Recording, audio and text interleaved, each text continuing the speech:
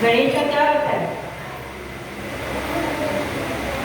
जो शिवगण है, जो शिव के गण जो रहते हैं उनके ईश, गण के ईश गणेश। ठीक है, तो ये नाम क्यों पड़ा? आज उसकी कथा जो हम ध्यान से सुनो बेटा, कल अगली बार क्वेश्चन पूछेंगे आपसे, ध्यान से सुनो तो मैडम बता देंगे। ठीक है, गणेश जी को हर मनोकामनाओं और बाधाओं को दूर करने का देवता माना जाता है। ठीक है, और जो है उनको रिद्धि सिद्धि, उनके दादा, उनके स्वामी जो है वो माना जाता है। रिद्धि का क्या अर्थ है? रिद्धि का अर्थ है सफलता, समृद्धि। यानी आप उनकी पूजा करते हो तो सफलता की आगे चरण चुमेगी और हमेशा आपकी समृद्धि होगी। और सिद्धि का अर्थ क्या है? किसी कार्य में सिद्धि प्राप्त कर लेना, उसकी क्षमता आ जाना। कोई भी आप पढ़ाई करना चाहते हो, आप काबिल होना चाहते हो, तो आपको उसकी जो असामान्य क्षमता है वो प्राप्त होगी। ठीक है, तो गणेश जी किसके स्वामी है? रिद्धि सिद्धि। जो उनकी पत्नी का नाम है, उनका नाम क्या है? रिद्धि सिद्धि। वो देखो वो सामने पीछे देखो, गणेश जी हैं, उनके साथ रिद्धि है और एक सिद्धि है, दोनों खड़े। तो दोनों के स्वामी है वो। तो गणेश जी की पूजा करने का अर्थ क्या हुआ कि रिद्धि सिद्धि के भी आप हकदार हो जाते हो, यानी आपको वो प्राप्त हो जाती है। ठीक है, तो अब ये गणेश नाम उनका पड़ा कैसे, इसके लिए कहानी जो है मैं आगे शुरू करती हूँ। तो एक बार पार्वती जी कैलाश पर्वत पे बहुत ही अकेलापन महसूस करती है। अकेलापन क्यों? क्योंकि शिव जी जो है तप करने के लिए कई वर्षों से तप करने के लिए गए हुए थे, और उनका बड़े पुत्र का नाम क्या है? कार्तिकेय। शाबाश, कार्तिकेय नाम है, सबको मालूम है। तो कई वर्षों तक उनकी समाधि लगी हुई थी शिव जी की, और कार्तिकेय जो है दक्षिण में असुरों से युद्ध करने के लिए गए हुए थे, क्योंकि वो तो देवों के जो है वो सेनापति थे। ठीक है, देवों के सेनापति कौन है? कार्तिकेय। तो उनकी जिम्मेदारी थी कि वो देवताओं की रक्षा करें। तो असुरों के से युद्ध करने के लिए वो दक्षिण की तरफ गए हुए थे। तो कैलाश पर्वत पे वो बहुत ही अकेलापन जो है वो महसूस कर रही थी। अब उनके मन में ये कामना उठी कि मेरे एक ऐसा पुत्र हो कि जो मेरी आज्ञा का पालन करे और हमेशा मेरे साथ रहे, क्योंकि कार्तिकेय तो कभी उनके साथ ही रहे, क्योंकि जब वो उनका पैदा हुई तो बिछड़ गए, आगे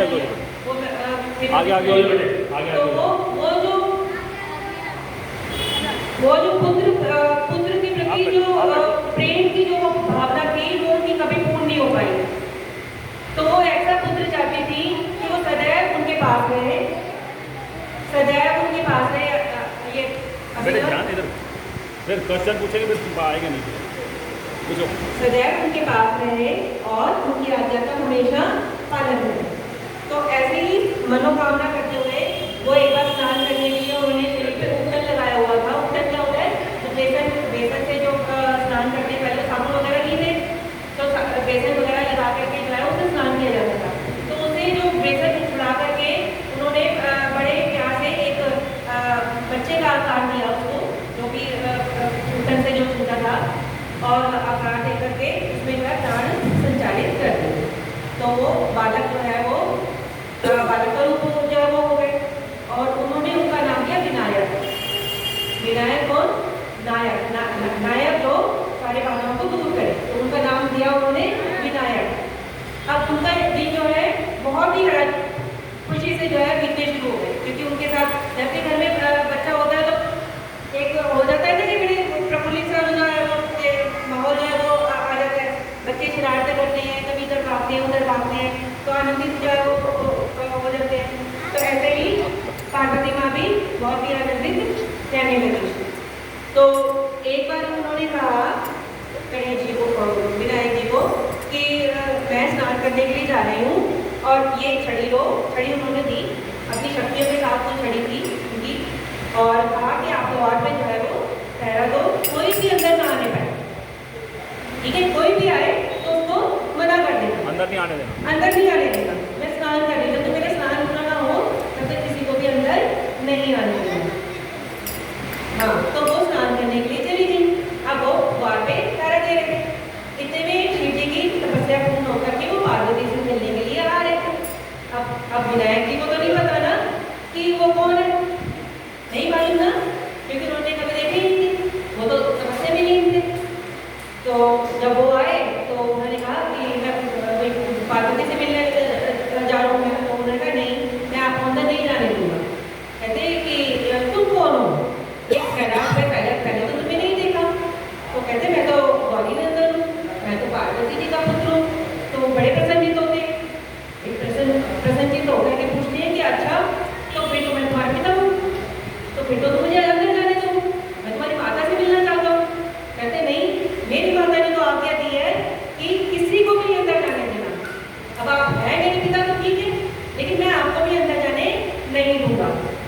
तो वो कहते कि मैं तो उनका पति हूँ, तुम्हारा पिता हूँ, मैं तो अंदर जा सकता हूँ। कहते नहीं, मेरी माता ने आज्ञा दी है कि किसी को भी अंदर नहीं आने देना, तो मैं आपको भी अंदर नहीं जाने दूंगा। तो वो क्रुद्ध हो रहे थे। तो कहते आप क्रुद्ध होते हो तो होते रहे, अगर आपकी युद्ध करने की इच्छा है तो युद्ध भी कर सकते हो। तो शिव जी को आ गया क्रोध, एक छोटा सा बालक और अपने पिता से कह रहा है कि युद्ध करो। तो उनको क्रोध आ गया और उन्होंने गुस्से में त्रिशूल उठाया और हाँ उसके नहीं वो गला काट दिया और एकदम से उसकी चीख निकली। विनायक की क्या निकली? चीख, हाँ माँ करके जो है चीख निकली और वो सिर जो है त्रिशूल की अग्नि में भस्म हो गया। नहीं, वो भस्म हो गया, वो जल गया। सिर क्या हुआ? पूरी तरह से जल गया। अब धड़ जो है वो पड़ा हुआ था। जब पार्वती माँ ने जब विनायक की चीख सुनी तो उनको लगा पता नहीं क्या मेरे पुत्र पे जो है कष्ट आया, फटाफट दौड़ी आई। और जब उन्होंने अपने पुत्र की ऐसी हालत देखी तो उनका जो क्रोध था बार नहीं रहा, तो बहुत क्रोधित हुई और उन्होंने कहा कि ये स्वामी आपने ये क्या किया, मेरे पुत्र का ये क्या हाल किया। तो उन्होंने बहुत समझाने की कोशिश की कि ये मेरा कहना नहीं मान रहा था। कहते नहीं, अब जब अगर मेरा पुत्र नहीं रहेगा तो मैं इस सृष्टि का भी विनाश कर दूंगी, क्योंकि सृष्टि के निर्माण में जगत जननी की है वो माता कौन है? पार्वती, पूरी सृष्टि की रचयिता। तो उनका जब मेरा पुत्र ही नहीं है तो मैं इस सृष्टि को भी ले सकता हूँ, तो मैं इस सृष्टि को का भी विनाश कर दूंगी। और वो क्रोधित होकर के चारों तरफ जो है हाहाकार मच गया। पूरी सृष्टि में कहीं ज्वालामुखी फट गया, कहीं अग्नि प्रज्वलित हो गई। मतलब उनकी देवी के क्रोध से जो है पूरी सृष्टि में अग्नि प्रज्वलित होनी शुरू हो गई। अब शिव जी को लगा कि भाई अब अगर इनका पार्वती जी का गुस्सा शांत नहीं किया तो पूरी सृष्टि लड़के भस्म हो जाएगी। तो अब उसको सृष्टि को बचाने के लिए उन्होंने शिवगणों को भेजा कि आपको कोई भी जीव मिले जो अपनी स्वेच्छा से, अपनी इच्छा से अपना शीश दान दे दे, उसका शीश जो है वो ले आओ। अब शिवगण गए चारों तरफ है, हाँ। तो एक हाथी का बच्चा था जो शिव जी का परम भक्त था। उसने जब सुना कि इस तरीके से जो है वो शीश कट गया है, वो जल के भस्म हो गया है, तो अपनी स्वेच्छा से उसने जो है वो अपना शीश जो है वो दान में दे दिया कि मेरा शीश जो है उनके पुत्र की धड़ पे लगेगा, इससे सौभाग्य की बात और क्या मिलेगी, और मैं उनका पुत्र कहलाऊंगा, है ना सौभाग्य वाली बात। तो इस तरीके से उसने जो है स्वेच्छा से अपना शीश जो है वो शिवगणों को दान में दे दिया। और शिव जी ने मंत्रोच्चार करके उसका सिर जो है किस पे लगा दिया? गणेश जी के धड़ पर, और मंत्रोच्चार करके उसको जीवित कर दिया। अब जो है पार्वती जी ने जब देखा तो प्रसन्न तो हो गई कि हाँ मेरा पुत्र जीवित हो गया, लेकिन अब वो गजशीश देख करके वो कहते ये कैसा विचित्र बालक जो है ये बन गया, सब लोग उसको मजाक उड़ाएंगे।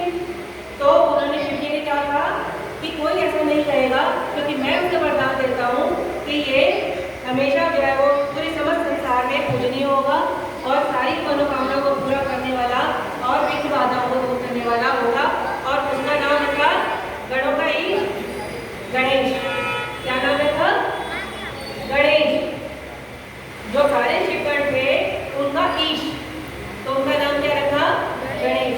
और जब वो पुनर्जीवित हो जाते हैं गणेश जी, तो वो क्या कहते हैं?